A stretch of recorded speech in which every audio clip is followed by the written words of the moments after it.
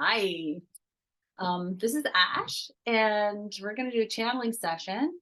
And I am going to channel the universe of love, and Ash is going to have a little discussion with them. So we'll see how this goes. And I'm just going to take my glasses off because I don't need them now. My eyes full. Okay.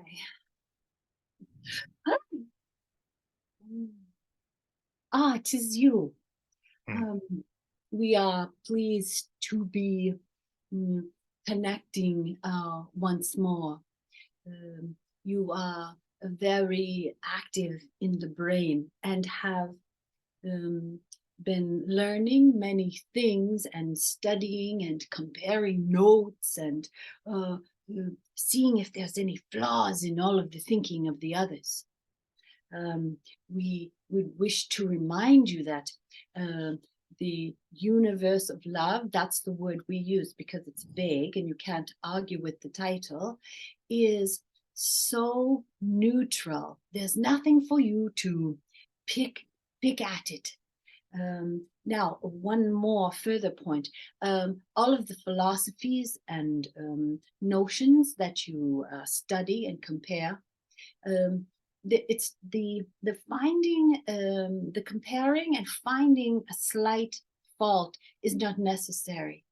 It is something your brain automatically does, looks for discrepancies in teachings or words, but it's not important. It's the it distracts you from your spiritual path, your progress as a human being. Mm. And although you wish to do it, you have trained your brain to find discrepancies. Now, because you have so honed this skill, you may flip it upside down and focus on the similarities in the teachings. Mm-hmm. For there is threads of truth throughout all teachings. There are parts that become humanistic. That's because you're having a human experience.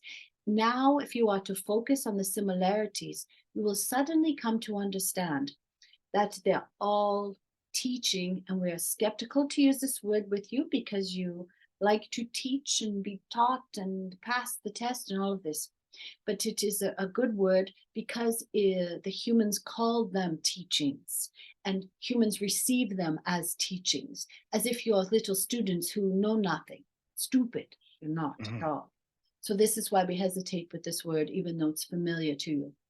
But the commonalities with them all, including this energetic exchange, is that you are spirit. You look like a human because you have a face and a head and all that, but you're not. You are deceptive, as are the other human beings. So you're presenting as humans because you believe the others want to see you that way. Mm-hmm. You're transformers, you're chameleons. This is how you decided to look in this realm, in this place. So you all decided that. So when you come in from your spiritual, energetic self, which is just energy, your air, your breath, when you come into this realm, you have agreed to look a certain way, and so you follow up. If you don't wish to follow up on that, you stay out. You stay as air, as breath, as movement. When you come here, you have agreed to this physical form, which includes a brain, ego, uh, games that humans play, all of the things that embrace a human being, you have agreed to. So that's why you're in this form. But the teachings you seek, again, we won't argue with this word, the understandings, the readings you have done, the philosophers you have listened to, all know there's something more and you're trying to remember what it is. That's why it's all the same. You've agreed to look like this, but you believe there's more. There is more because you can't stay in this physical form forever. So when you're not here, you're somewhere else. And each human experiences that, no, describes it differently, but they're talking about the same place. They're talking Mm-hmm. about when your energy, when you're pure unconditional love, when you are breath, when you are wind, that's the place. We call it the universe of love. Everyone calls it something different because it appeals to different masses of humans. Mhm. Now, with you, you're very skeptical, so you must be aware that you will sometimes trip yourself up. It's not the others. There's nothing wrong with all of the teachings. It's you, because you wish to know as if there's one precise truth. There are many, many, many truths, and they're all true. And this your brain doesn't understand. There must be only one truth. There can't be so many, but there are. Mhm. Now blow your brain apart for that for a moment and understand it if you can. Each race, each time of evolution, each space, wherever they find themselves, need to hear it slightly different so they can hear it precisely. But it's all the same message. You are spiritual energy contained in this life, in this place, in this time, in physical form. Yeah, Mhm. we thought we'd clear that all up because it's much too, your question would take too long to answer. So we just got your questions, we mushed them all together and come up with this for you. Mhm. So where would you like to go from there? Well, I've been. It's interesting you come back to the point of there are many truths because you've told me that before, and I've been trying to bear that in mind when trying to understand things. So I guess like the compare and contrast and looking at similarities is just a way of trying to understand. Because if we can't remember directly of a personal experience, then we can only use logic to try to figure out Uh, between what's in between the lines. Let us further notion on this. If you go inside, not your brain or not your thinking mechanism, when you go inside, when you hear something that sounds true, your heart beats slower. It is calm when it hears truth. Your insides know because they have melded with your spiritual being for the amount of time you lived on the earth. Your body will tell you, not your brain. Your Mm, body will tell you what's what because it is one with the spirit while it is here. When you hear truth, your breathing slows down and your heart calms, and you will all of a sudden feel very peaceful. When you hear truth, which is your spiritual energy, mm, this you know about. mhm. Um, yeah, many of the things that you say provide that same feeling of connection of okay, I can, it feels right. But when listening to some of the other philosophies or viewpoints as they people have had their own experiences and then are trying to explain it. That's where some of them I wrestle with, feeling like, well, that's what they may have experienced, but I don't think that's quite accurate in terms of reflecting a um, a general truth, I guess, or say trying to even understand a broad concept. So people might have different experiences of how they view it, but the overall concept that is being experienced makes sense to me. So Yes. it's a matter of how deep down you go into, well, what's one person's particular view and how much do you agree with that. But in some cases these viewpoints um, are being kind of declared as a truth because they've been experienced hundreds or many hundreds of times over in a similar way. So the authors will say, well, here's this consistent pattern. Again, it's applying logic to this, but the thinking is if you experience the same thing over and over and over and over again, then that must be what it is. If you have if you have variations in how you experience it, then you would be more open to, well, there's perhaps variations in how things are. And you are open to variations because you have seen how one thing is explained precisely. And Hmm. many years or times later, on a different part of the world, something opposite happens to dispel the notion. Hmm. This is common, dispelling a truth. Now this is a new pattern. New pattern is dispel truth. You have seen this in your life. You have read this in your materials. Always the truth can be dispelled. Is this correct? Well, no, I wouldn't say always, but it certainly happens where people will have, making the same assertions. One person will experience something 1,000 times one way, and another person will experience 1,000 times different. So where is the truth in that? Or are they both equally valid ways of experiencing whatever the like call it the concept is? And you also understand there are different places on the earth that experience things differently and different timelines. And yet it has always been the truth since the beginning of the experiences there.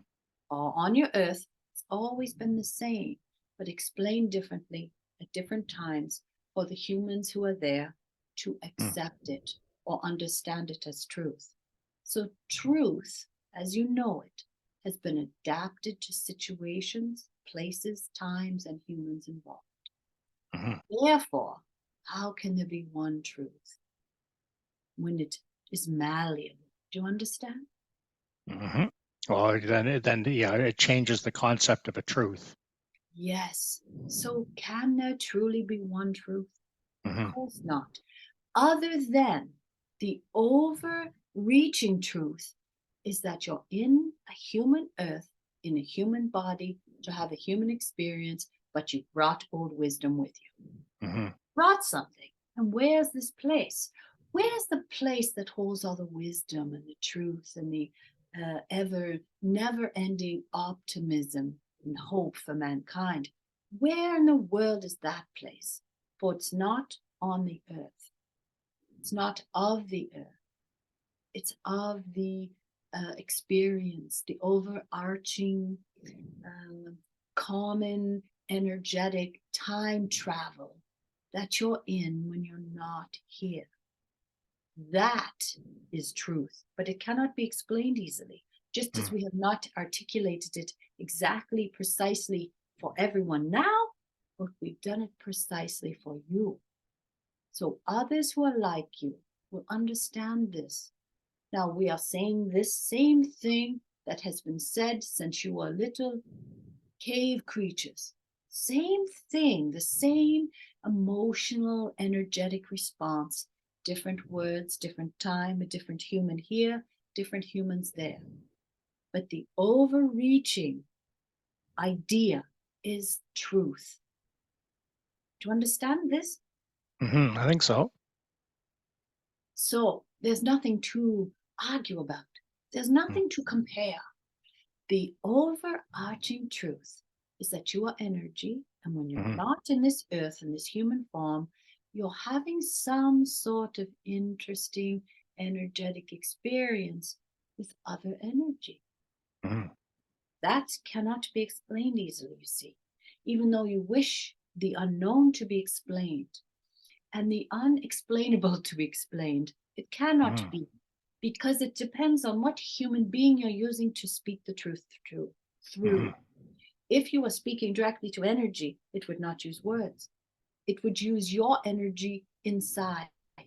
And this is how you can tell truth. We have discussed this a moment ago, where your breathing slows down, your heart slows down, and you settle. You have no anxiety, you sit in a place of ease.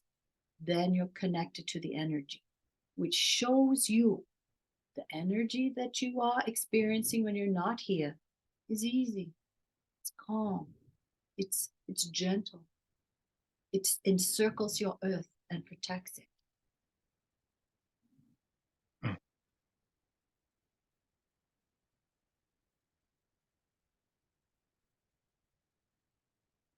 sounds quite simplistic, but it is very complex notion, because there are many humans who believe they are on the earth and that's it. They believe they're having an experience. They don't believe in coincidence or fate or angels. They believe nothing of this. They believe they are there for the time, and when they're done, poof, gone from existence. So those of you who are curious, such as you, have a certain idea there's more. For if you believed you were only having your human time and poof, when you're done, you would not be having this energetic exchange of drawing it forth. Mm-hmm. You already know this, you already believe this, that there's something else going on when you're not in your physical form. Mm-hmm. Like for me, that's what attracts me to it. I don't have any specific rememberings of anything else, any other existence, but And why does this just come through to you, what we have just said?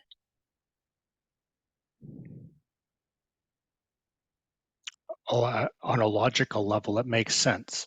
So if it's to kind of abstract all of these concepts back, that's kind of the core of the onion, I guess, if you will, or however you wish to look at it. But it's a central concept that nobody is it's not refuted anywhere. And you believe this is your brain that knows this.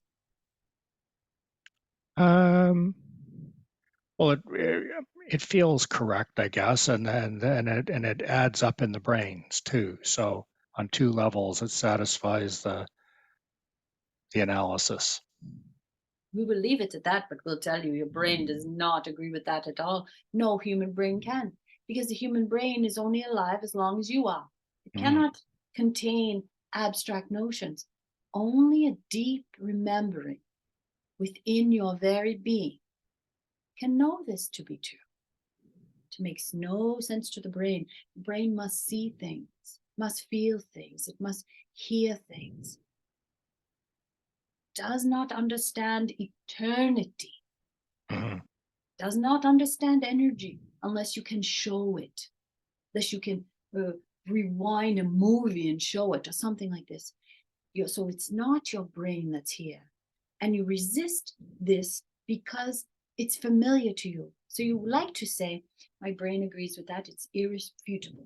But yet your brain doesn't know anything about irrefutable or eternity or energy or anything. Only a deeper part of you does. But what if someone like you were to say, my inner being understands that? Oh, that will throw off a whole philosophical system, an education system, a training ground. It'll throw it all off, because then what do you do with the brain? What do you do with it with all your idle time on earth? Surely it must be good for something, but it is good for something, of course, but not this work, not this knowing, not this understanding. This is a deeper belief. You are not able to prove this as a scientist, even if you wish to. Understood.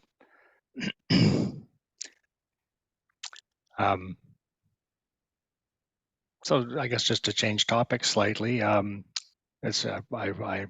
definitely missed having our discussions, because we haven't had a chance to connect for some time now. So it's nice there's a certain emotion or stillness that I find goes along with connecting in this way. So Stillness, is this a new word for you? It's a nice word. This is this easiness inside, where you hear something and you know it. Your body relaxes. When you hear something you disagree with, your body gets all tight. Your heart beats fast. The blood rushes to your head. That's why this is an opposite experience for you than usual, because it is not a discussion for your brain to be involved in, but the rest of your body is invited, because it is, as we have said, it is one now with your soul. This is an old-fashioned word, but it's delightful. Very good. I can feel that. That's good.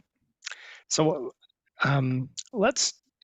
there's been some discussion in trying to help a friend with a particular family situation, and I was thinking of the concept of manifesting. Maybe we can talk about that a little bit more. Oh, this is another delightful word. It is a new word, one that was called different things throughout eternity. One was fate, destiny. Now you choose this new word, manifesting, which means the humans believe they're in control of it. So this is wondrous, because it is an advancement in energy work, because you finally come to understand we do create our lives, which you do. So this manifesting is lovely. It's an adorable, wonderful word. So now what you think about over and over and over, suddenly you find it. Suddenly it's there. And before you would say that's luck or accident or Hmm. all these superstitions and such. But really, you've been manifesting all of the time that all of there's been humans on your earth. So you've always manifested. So when you speak of manifesting, you are not speaking of yourself. Are you Um, speaking of yourself? well, it's something that I thought would be an interesting topic for that's relevant for now, that would help a few people to maybe better understand that concept, or the concept around the word, because Yes. in some cases the feeling is, well, you have to, I guess I'm turning it in religious terms, in order to bring something about, you need to pray harder, you need to appeal to the heavens or God to bring something about for you. So it's done in a way of an appeal for assistance, as opposed to trying to do it yourself. And then in other concepts, it's, well, you need to envision it creatively in your imagination and as specifically as you can, but then to leave it. So you create the vision, put it out there, or create that intent, I guess, or request, put it out there, and then leave it alone. And then other people might argue, well, you need to kind of keep working on it to put the energy behind it. And then others say, well, if you do that, then you're not really letting it go to allow um, the energetic realm in order to act on it, because you've never actually let it go. So it's an interesting conundrum to Uh, think about. Well, how much, when you're trying to bring something about, how much ownership or how much effort do you need to place upon it, or any, in order to allow something to manifest? Or, as I guess is another there's another philosophy that would say everything is perfect in the moment, so don't try and influence it in any way, which just seems a little too random for me. But don't like that. that is a belief that some people have. We will first of all go back one step before the manifesting. So when someone uses this word, it's because they want something. Now, Hmm. this depends on their ego, it depends on self-will. It also depends on a number of circumstances if there's others who agree with this notion. If there are others involved in this notion, perhaps you want to create a group of humans who want to pick dandelions. So perhaps there are no other humans that wish to pick dandelions, for they must also agree with this notion.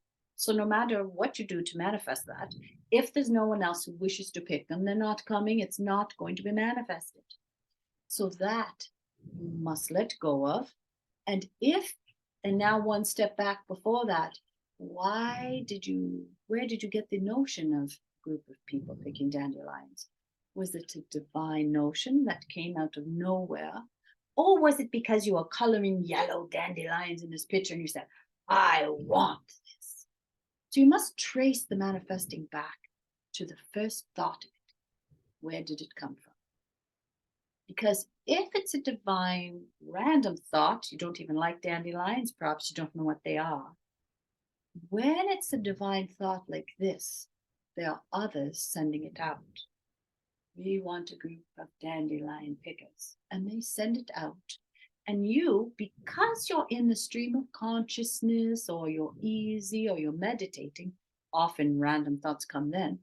If you hear it from outside, there's others calling you. They're wondering if you want to join.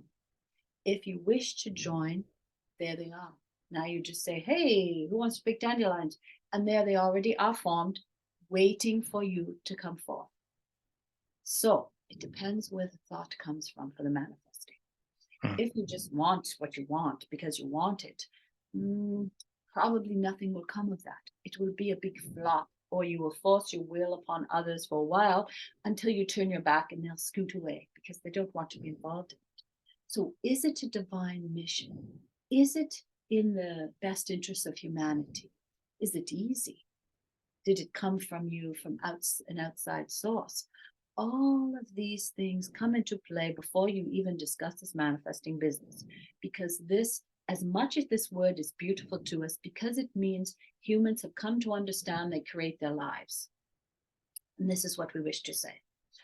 When we will speak of you exactly. Is that comfortable for you? Absolutely. Yes, please. You decided at some point you would have a comfortable, easy life, no matter what it took, and you worked hard to get it. This was very important for you. You manifested the life you have today because of a thought at the beginning that came from a very uncomfortable position.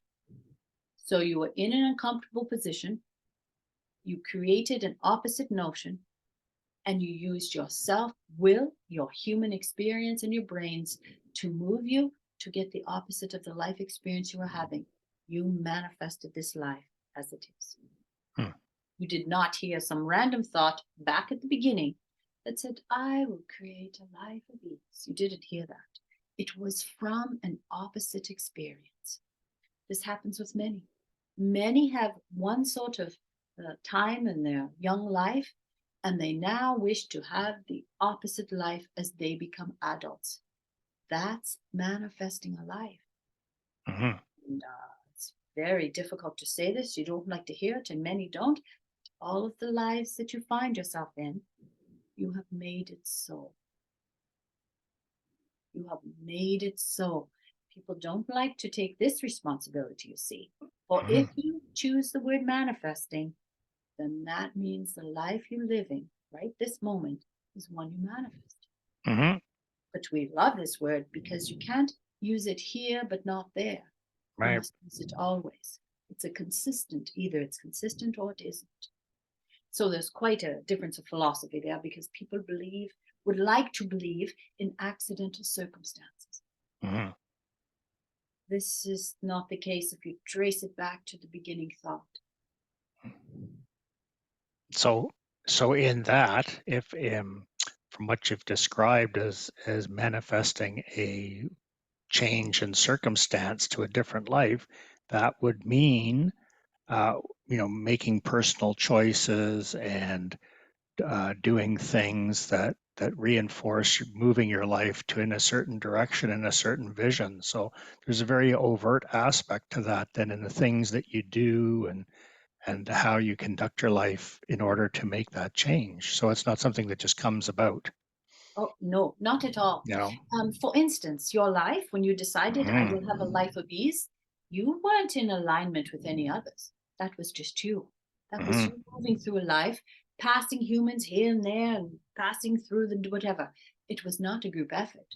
You decided I will have a life of ease, no matter what. And it was your mantra. It Mm-hmm. was your purpose in life. And here you are. You've manifested. You're a prime example of manifesting. Now, beyond this, we drew you into this conversation because now you're starting to wonder what else you can manifest. You see? What else can I manifest? And here's where your energetic self comes into play. You're wondering now how to be of service to mankind because you have not always been. You have been focused on your goal of a life of ease. Now you're wondering, what else can I manifest? So we're coming right around back to you. Now you're of a time where you believe you should offer yourself to mankind, but you're not sure how to do it. You've tried this and you have tried that. We are going to make you a suggestion if you're open to this information. Mm-hmm. Yes, please. You only have to share your life experience of manifesting. You just have to stand in your truth and be you. You don't have to adapt yourself to help others. You just stand as you are. Mm-hmm. And when a human being has a chat with you about something, you can say this: I am a master manifester. Would you like to know how I did it? If they say yes, you can tell them. If they say no, move on. You are master manifester. That's all they need to know about. They don't need you to help them, as if they don't know how to manifest their own lives. They are manifesting their own lives. No matter where they find themselves, then you're not the only one doing it. They're doing it, but they haven't heard they're doing it. This is your only offering. I've manifested my life. Would you like to know how? And when they say how, you said you just did it yourself. Now you're a master manifester. And so it goes, you see, from one to the next to the next. If they are able to find someone else who asks them, who answers yes to their question, it goes on and on and on. This is how you become accountable for your life. And once you become accountable for this life, then everything opens up because you're able to move past the block of I'm a victim of life. If Hmm. you're a victim of life, you just stay there. Then Hmm. that's fine. You can die in that victim of life and pass through to the other. That's fine. But you are not the victim of life. You're the manifester of life. So that's all you have to share with them. They don't need precise details. They only need to hear it. A master manifester. What in the world is that? I wish I could be that. You are, my friend. Because whatever they're doing, they made it so. This is your message. This seems very simplistic and easy, but Hmm. yet complicated, for you must state it. I manifested my life. Did you? Yes, you did. But you don't have to tell them that until they say yes. If they don't want to know your truth, they are not in a place to hear it. They don't want Hmm. to hear it. They can't hear it. So don't bother. Don't waste your breath on anyone who doesn't wish to know they manifested their own lives. Hmm. So there's great discord with this. You'll have many philosophical discussions. No, that's not true. Did you read page 47? Hmm. No, don't have to get into that. Just ask them, do you wish to know how I manifested my life? Then it's up to them. Yes or no? Hmm. Conversation's over, conversation begins. And it's just a remembering for them. Hmm. So you admit the truth and they're reminded of it. Very good. And so, just taking that one step further, how does that work where there's two parties involved? Um, like it might be a husband and wife, for example, who share a different vision of how they would like to see the future unfold or see something happen in the future. So how are those two positions, let's say, weighed off in the manifestation process itself?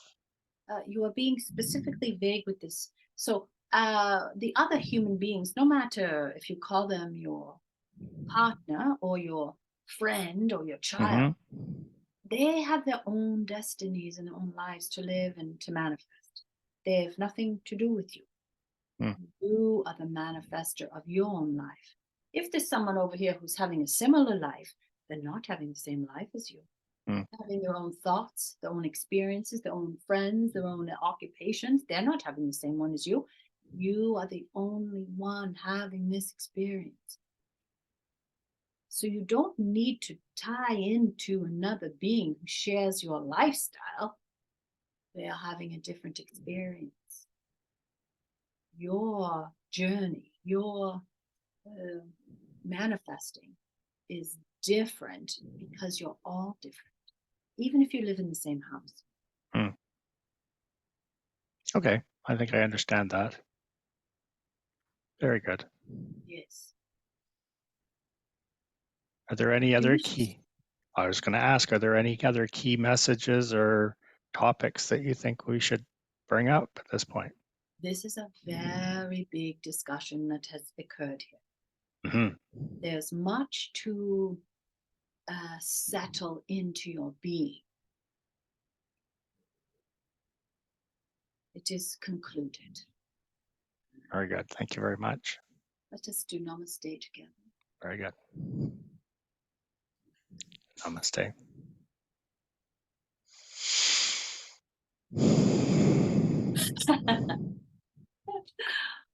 Thank you, Wow, Ash. there you go. I'll turn off the video.